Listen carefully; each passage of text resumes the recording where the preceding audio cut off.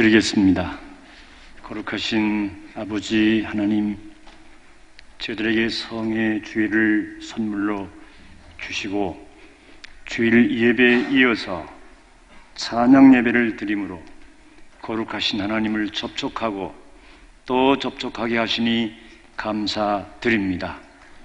성령님, 이 시간 우리 예배를 주관해 주시옵시고 우리의 사명이 거룩해지는 시간 되게 하여 주옵소서. 영광을 받으시옵소서. 예수님의 이름으로 기도드립니다. 아멘. 저도 우리 교회 연합남선교회의 회원입니다. 오늘 헌신이라고 하는 특별한 의미를 부여하는 예배를 드리면서 저에게는 말씀을 전하는 부름을 주셨습니다. 감사드립니다. 말씀의 제목은 교회는 선교이다입니다. 교회에 대한 정의가 명쾌하다고 할 수 있습니다. 다시 말씀드리면 교회를 이루고 있는 공동체의 일원인 나 한 사람 한 사람의 정체성은 선교라고 하는 것입니다. 그리고 교회의 기관이요, 그리고 그 기관의 회원들 한 사람 한 사람들은 바로 선교라고 하는 것입니다. 이런 명제가 가능합니다. 교회는 선교이다. 그리고 나는 선교이다. 나와 너도 선교일 뿐더러 우리 모두 선교이다. 그렇다면 선교가 목적이라고 하는 것이 되겠지요. 그러면 나는 과연 선교가 목적인 교회가 되고 있는가? 그리고 내가 속한 선교회가 선교가 목적인 선교회가 되고 있는가라고 하는 질문이 가능합니다. 그러면 교회는 선교라고 하는 이 개념을 좀 더 쉽게 이해를 하여야 되겠고, 그러려면 복음이란 무엇이며 그리고 전도란 무엇인가의 개념을 알아야 할 필요가 있습니다. 신약 성경에서 복음은 하나님 나라에 대한 좋은 소식이라고 하고 있습니다.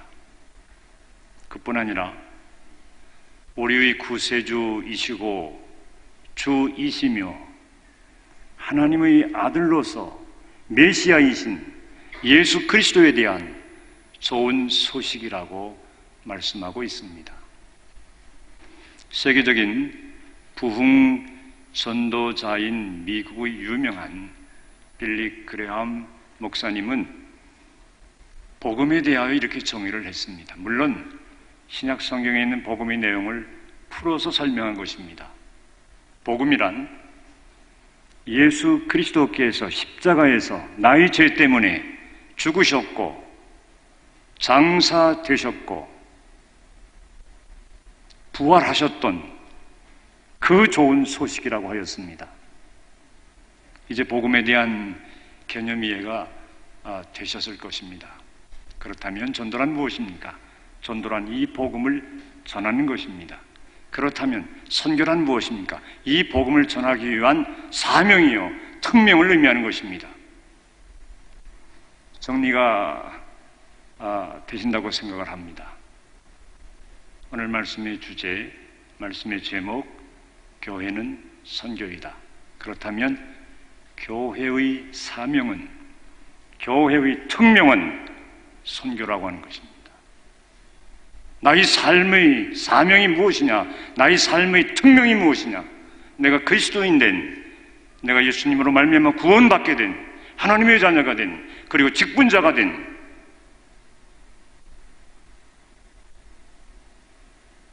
자기 스스로가 오늘 말씀을 들으면서 답을 내릴 수 있어야 될 것이라고 생각합니다.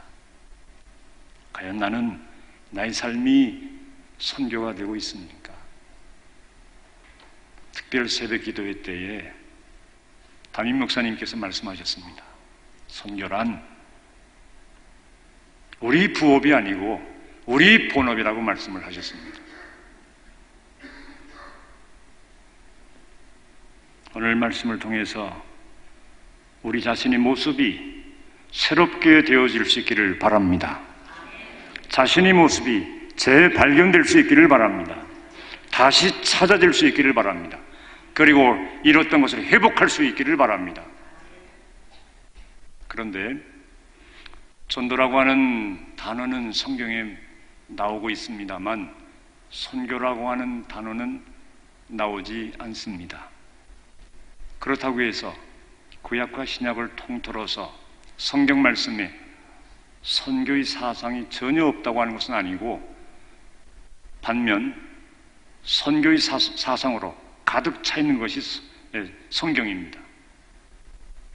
그렇다면 교회는 성경에 나오지 않는 선교라고 하는 단어를 친근하게 그리고 아주 가까이에서 자주 반복적으로 그리고 강조하여 이 단어를 사용하게 되는데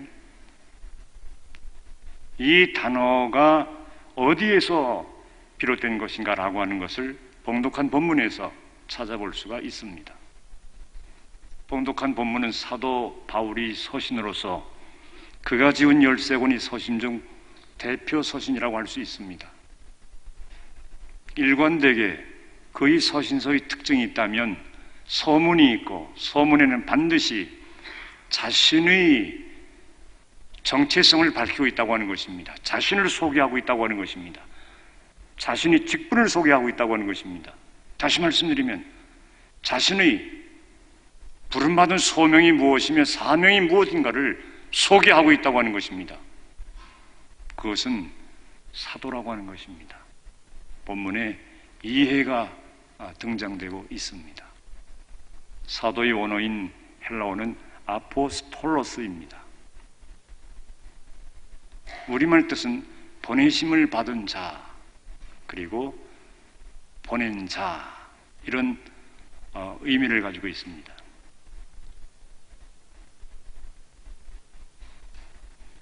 이 아포스톨로스가 라틴어로 미시오로 파생되었고 이 미시오가 영어로 파생되면서 미션이 되었습니다. 그러니까 헬라의 원어는 보내심을 받은 자 그리고 라틴어의 미시오는 보내심을 받되 목적을 가지고 보내심을 받았다고 하는 뜻이 되고 곧 미션의 영어 우리말 뜻은 사명이요 특명을 의미하는 것입니다.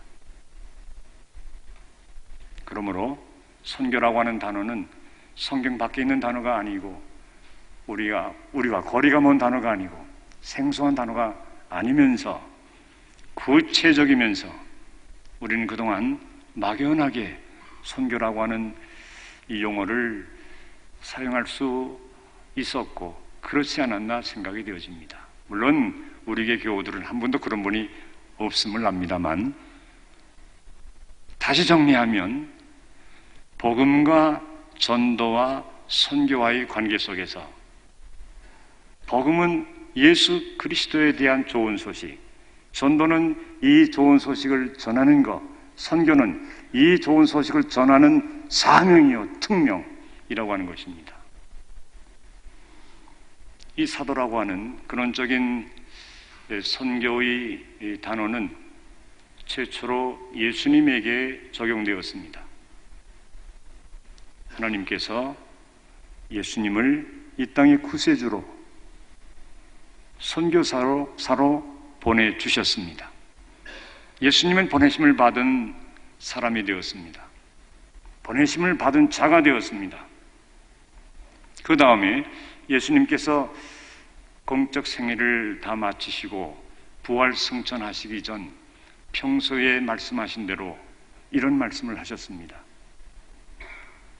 내가 떠나가면 했던 보혜사 성령이 오실 것인데 내가 떠나가야 내가 그를 보내리니 요한복음 14장 이런 말씀이 기록되어 있습니다. 그러므로 하나님은 예수님을 보내셨고 하나님과 예수님은 성령님을 보내셨습니다. 그리고 성령님은 제자들로 하여금 사도들이 되어서 바울을 포함하여 세상에 사명을 띠고 목적을 띠고 보냄을 받은 자들이 되게 하셨습니다. 그리고 교회를 통하여 세상에 보내지게 하셨고 교회 우리를 통하여 세상에 보내지게 하셨습니다. 그러므로 교회는 선교이다. 그리고 나도 선교이다. 아멘. 우리 모두는 선교이다. 아멘. 남선교회 회원들은 선교이다. 아멘. 오늘 남선교회 여러 가지 사업 보고가 있었습니다. 이런 사업도 하고 저런 사업도 많은 사업을 하셨습니다. 그런데 남선교회의 정체성이 선명하다면 우리 연합 남선교회는 힘을 모아서 뜻을 모아서 기도를 모아서 지식을 모으고 목숨을 모으고 성품을 모아서 향후 3년 후에 향후 5년 후에 10명의 선교사를 파송하기 위한 정책을 수립했습니다. 이런 보고가 나오지 않았습니다만 3년 후에는 나오게 될 줄로 믿습니다. 연합남선교회가 선교가 목적이라면 친교가 목적이 아니고 이런저런 행사의 사업이 목적이 아니고, 물론 저도 회비를 냅니다만 회비가 어떻게 쓰여질까 생각해 보면 교회 행사를 위하여 회비가 쓰여지겠다. 그리고 대외 연합사업을 위해서 회비가 쓰여지겠다. 그 다음은 국내 선교와 해외 선교를 위해서 쓰여지겠다 라고 하는 것인데, 제 생각입니다만 회비가 모아지면 100% 국내 선교비와 해외 선교비로 지출이 되고 120%, 130% 초과되는 그 부분은 더 내어서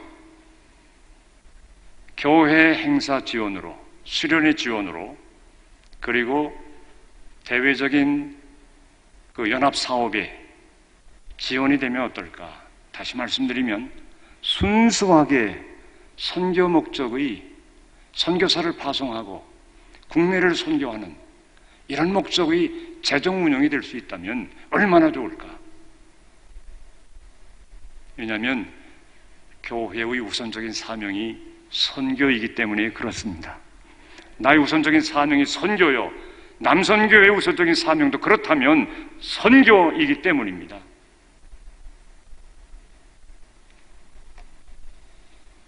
우리 교회는 다 아시다시피 총회가 주목하는 교회가 되었습니다. 국내적으로 지난 60여 년 동안 25개 교회가 개척 설립되었고, 해외에 선교사를 직접 파송하고 있고, 또 네팔이라고 나라에는 직접 신학교를 운영하고 있고, 또 간접 선교사 지원을 통해서 많은 선교를 하는 교회로 알려지고 있습니다. 그렇지만 이 안에서 우리 만족할 수가 없음을 믿습니다. 우리 교회의 5대 목표인가 3대 목표인가 선교사를 30명 보내게 하시고 200교회를 지원하게 하시고 이런 기도 제목이 있지 않습니까? 그렇다면 오늘 헌신 예배를 통해서 헌신 예배를 그치는 것이 아니라 위대한 선교를 위한 정책이 결단되고 전략이 결단되고 의지가 결단되고 그리고 선교 사업을 위한 사상이 결단되는 뜻이 결단되는 이런 헌신 예배가 되어질 때에 정말 주님이 기뻐하신다고 생각합니다. 이제 기독교 선교 역사를 보면 주후 600년까지는 초대교회로 분류를 합니다. 그 다음 600년에서 1500년까지는 중세교회로 분류를 하고 초기 근세교회에는 1500년에서 1700년으로 분류를 하고 근대 선교 운동은 1700년에서 1900년으로 분류를 합니다. 그러면서 후기 근대 선교 운동은 1900년에서 1945년으로 현대 선교 운동은 1945년에서 현재까지로 분류를 합니다. 우리가 주목해야 할 연대가 있습니다. 근대 선교 운동 시기입니다. 1700년에서 1900년, 200년 사이에 세계 선교가 확산이 되었습니다. 복음은 아시아로부터 시작되어서 소아시아와 지중해 그리고 유럽으로 전파가 되었습니다. 유럽은 기독교 선교의 고향이라고 할 수 있습니다. 우리는 각자의 고향이 있습니다. 그런데 기독교 선교의 고향은 어디라고 할 수 있을까요? 라고 할 때에 우리는 모두 하나같이 유럽이라고 대답할 수 있어야 합니다. 그러므로 선교학자들은 20세기를 위대한 세계로 부르고 있습니다. 폭발적으로 많은 선교사들이 전 세계에 파송되었습니다. 물론 국내 선교도 이루어지게 되었습니다. 이런 선교사의 자원은 대학생 선교단체를 통해서 공급이 되었습니다. 대학생들이 선교사로 자원을 냈고 그리고 이분들이 현지로 파송되면서 오늘의 세계 선교가 되었고 한국의 선교가 되었습니다. 처음에 선교하겠다고 하는 자원자가 있게 된다면 그분은 교회의 여전도회를 찾아갔습니다. 여전도 회원님, 제가 어느 나라로 선교를 가고자 합니다. 저는 이제 갓 대학을 졸업할 시기에 있습니다. 저를 선교사로 보내주십시오. 했을 때 여전도 회원들은 회비를 모으기 시작했습니다. 그리고 선교사를 파송했습니다. 한 명 파송한 것으로 부족해서 또 파송해야 했습니다. 왜냐하면 선교사 예비 자원들이 계속 나왔기 때문입니다. 재정이 없자 그 다음의 방법은 바자회를 여는 방법이었습니다. 가지고 있던 물건들을 가지고 나와서 판매하고 그 이득금 가지고 선교사를 보내고 또 보내게 되었습니다. 그러자 이 재정도 모자라서 차를 팔기 시작했습니다. 가령 호주라고 하는 그 빅토리아 장로교회에서는 여전도회에서는 뉴질랜드산의 칡을 수입하고 그리고 분말을 내어서 봉지에 싸고 그리고 이것을 팔기 시작했고 여기서 얻은 수익금 가지고 선교사를 보냈습니다. 그러나 선교사 지원자는 계속 늘어났습니다. 그러자 선교 원력을 발행했습니다. 지금 우리 교단 여전도 연합회에서도 전국연합회 연합회에서도 선교 달력을 판매하고 있죠. 이 선교 달력의 유래는 여기에서부터 시작된 것입니다. 그래도 계속해서 선교사 자원자가 이제 늘어갔고 그러자 더 이상 여전도회가 감당할 수 없게 되자 교회가 또 맡게 되었고 그리고 노회가 또 맡게 되었고 총회가 또 맡게 되었습니다. 그런데 문제가 생겼습니다. 세계 선교 동향을 점검해 볼 때 세계 선교가 현 시점에서 어떻게 흐르고 있는가? 다시 말씀드리면 1900년 이후부터 세계 선교가 어떻게 흘러왔으며 지금은 어떻게 되어가고 있는가? 여기에 대한 동향을 통찰할 필요가 있습니다. 1914년도에 세계 제1차 대전이 일어났습니다. 그러자 선교사로 가야 할 선교사 예비 자원들이 모두 군대로 징집이 되자 더 이상 선교사를 보낼 수가 없게 되었습니다. 20세기는 위대한 세기라고 선교학자들이 이야기했다면 더 이상 위대한 세기가 진행되지 못하고 위대한 세기 종말이 라고 말할 수밖에 없는 이런 상황이 세계적인 상황으로 바뀌게 되었습니다. 1914년부터 1918년까지 세계 1차 대전이 끝난 뒤에 미국의 경우 영적인 공황이 또 닥쳐왔습니다.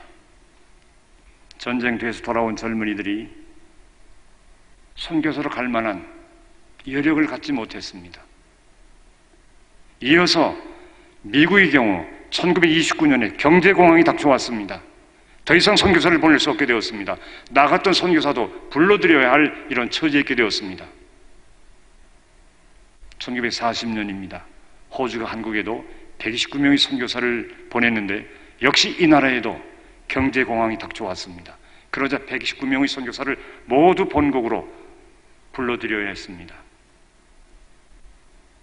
선교사들을 받아들인 교회에서는 서명을 했습니다. 도저히 보내드릴 수가 없습니다. 굶어도 같이 굶어야 되겠고 물을 같이 마셔야 되겠으니까 귀국하라고 하는 이제 강연을 하지 마십시오. 뭐 이 방법 저 방법 다 써봤지만 재정이 없으니까 선교사를 못 보내었습니다. 1940년 이어서 세계 2차 대전이 또 발발했습니다.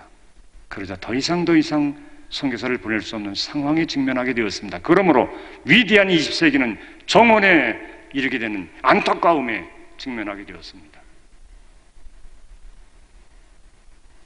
현대의 상황은 어떻습니까? 유럽은 기독교 선교의 고향이라고 할 수 있는 유럽은 탈기독교 국가를 선언하다시피 하고 있습니다. 우리는 더 이상 기독교 국가가 아니다.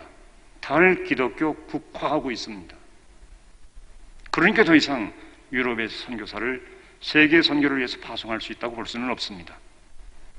그리고 세계화의 영향으로 타종교인들이 각 나라로 이민을 이제 가게 되고 또 타종교인들이 유입되면서 이런저런 연유로 인하여 더 이상 순수 기독교 국가였던 미국 쪽이나 호주 쪽에도 더 이상은 기독교 국가가 될 수 없다고 하는 위기를 맞고 있습니다. 국내적으로는 어떻습니까?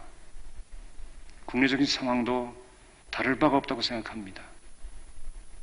더 이상 하나님을 필요로 하지 않는 과한 문명의 발달과 함께 풍부한 물질 문명 속에서 역시 세계화의 물결 속에 우리나라에는 229개에서 120만의 외국인들이 들어와 있고 거의 대부분은 이슬람 사람들이라고 하는 것입니다. 이런 상황에서 어찌하면 좋을까? 조급한 마음을 갖지 않을 수가 없습니다. 절박한 마음을 갖지 않을 수가 없습니다. 간절한 마음을 갖지 않을 수가 없습니다. 급박한 마음을 갖지 않을 수가 없습니다. 긴박한 마음을 갖지 않을 수가 없습니다. 이러다가 세계의 선교가 어떻게 되어질 것인가? 이야기는 폭력적인 방법으로 이슬람을 포교하는 이런 세력들은 한편으로 강력한 세력화를 이제 구축하고 있는데 우리는 어찌해야 된다는 말인가? 교회는 하나님의 사역이고 예수님의 사역이고 성령님의 사역입니다. 교회 주인은 하나님이시고 교회의 몸은 복음이신 우리 구주 예수 그리스도이시고 이 복음을 증인되게 하시고 선포하게 하시는 분은 성령님이십니다. 다시 말씀드려 삼일체 하나님의 사역이 교회 사역이라고 하는 것이고 이 사역이 내게 적용되는 사역이라고 하는 것입니다. 특별히 성령님은 교회로 하여금 선교적인 교회가 되도록 부르시고 교회로 하여금 선교적인 교회가 되도록 준비시키시고 교회로 하여금 선교적인 교회가 되도록 도전하신다고 하는 것입니다. 오늘 이 헌신 예배를 통하여 사랑하고 존경하는 우리 남성교회 회원님들, 성령님의 이 도전을 받으시기 바랍니다. 그리하여 강력하게 교회 정책의 선교 정책에만 의존하지 마시고 양손이 부딪혀야 손뼉의 소리가 나듯이 교회를 모체로 한 기관의 선교가 활성화되어서 합하여 우리 교회 전체의 선교가 강력한 다시 세계의 주목을 받는 세계 선교를 우리 교회가 감당하는 오늘의 헌신예배가 되어야 할 줄로 믿습니다. 마지막으로 저는 이런 생각을 가지고 있습니다. 더 이상 선교사를 보낼 수 없는 이런 세계적인 상황이라면 은퇴 후 저는 선교사로 나가야 되겠다. 저마저 선교사로 나가지 않는다면 세계 선교의 시대는 어떻게 될 것인가. 그래서 신학원에서 강력하게 외치고 있습니다. 사랑하는 여러분들, 모세는 110세의 삶을 살았습니다. 40년간은 성장기였다면 40년간은 교육기여 훈련기였습니다. 그리고 40년간은 소명기여 사명기였습니다. 다시 말씀드리면 80년을 준비하여 40년 동안 사명을 수행한 그 인생이었습니다. 그러므로 우린 늦지 않습니다. 80이 아직 안 됐습니다. 이제부터 시작하면 됩니다. 그래서 신학원에서 공부하는 분들에게 이런 기도 제목을 제공했습니다. 여러분, 이렇게 기도하십시오. 나이가 들어서 나는 요양원에 가지 않습니다. 나이가 들어서 나는 복지관에 가서 장기 두지 않습니다. 나이가 들어서 나는 공원에 가 앉아있지 않습니다. 나는 80이 되면 40년간 세계 선교의 대를 잇는 선교의 현장에 가게 될 것입니다 라고 하는 다짐을 하게 하는데요, 우리 남성교회 회원님들 120수 하시기 바랍니다. 40년 아직 80은 안 되셨습니다. 물론 일남선교회, 이남선교회 회장님들은 못 나오셨습니다만 80이 되셨고 넘으셨겠지만 이제는 은퇴고 이제는 쉴 나이고 그것이 아니고 앞으로 40년간은 80이 되면 세계 선교사로 나가야겠다고 하는, 그렇지 않으면 기독교가 세계적인 종교로서의 대안이 될 수 있겠는가, 이런 생각을 해봅니다. 그러므로 오늘 이 헌신 예배를 통하여 교회는 선교이다, 나는 선교이다, 교회의 우선적인 사명은 선교이다, 나의 우선적인 사명은 선교이다, 친교가 아니다. 그래서 다음번 보고 때에는 엄청난 선교사 파송을 위한 기금이 비축된다든지 어떤 이런 보고가 하나님께 드려진다면 정말 기뻐하시는 우리 남성교회가 될 줄로 믿습니다. 이 일에 저도 동참하겠습니다. 기도드리겠습니다. 거룩하신 아버지 하나님, 교회는 선교이다라고